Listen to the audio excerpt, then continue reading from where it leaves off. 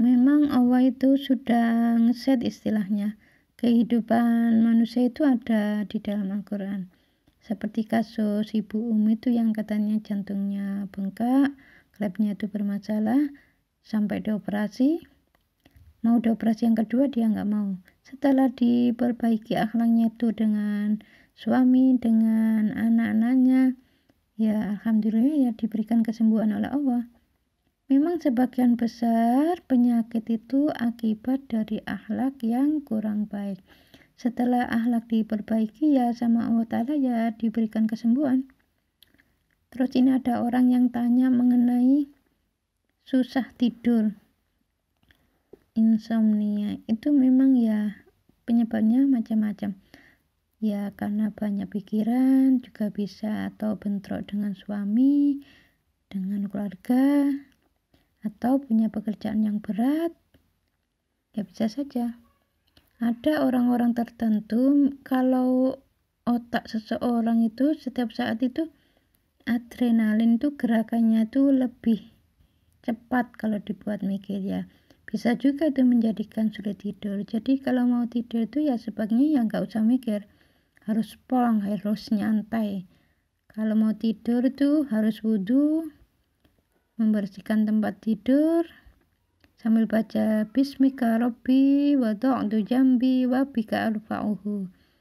Dengan namamu ya Allah, aku merebahkan di punggung ini, direbahkan.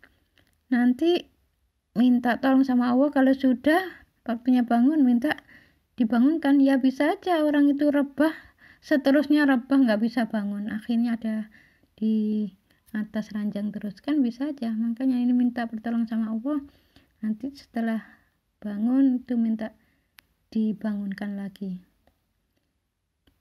Sebelum tidur tuh punya wudhu, baca istighfar 3 kali, sholawat 3 kali, baca doa sebelum tidur, bismika Allahumma ahya wa bismika amut.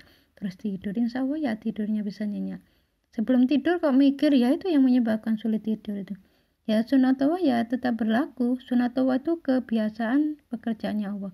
Allah itu ya punya aturan, kalau orang itu begini ya nanti jadi begini. Aturannya begitu. Jadi kalau mau tidur itu harus nyantai. Tobat seseorang itu diterima. Meskipun nyawanya sudah dicabut, sudah berjalan.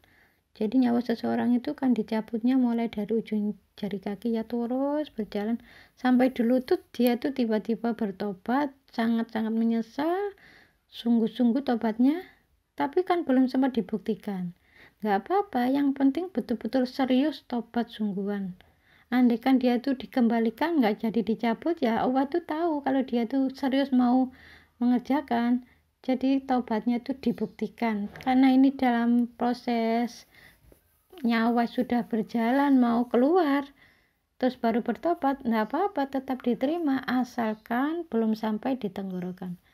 Fir'aun itu sempat bertobat juga tapi tidak diterima oleh Allah Ta'ala. Mengapa?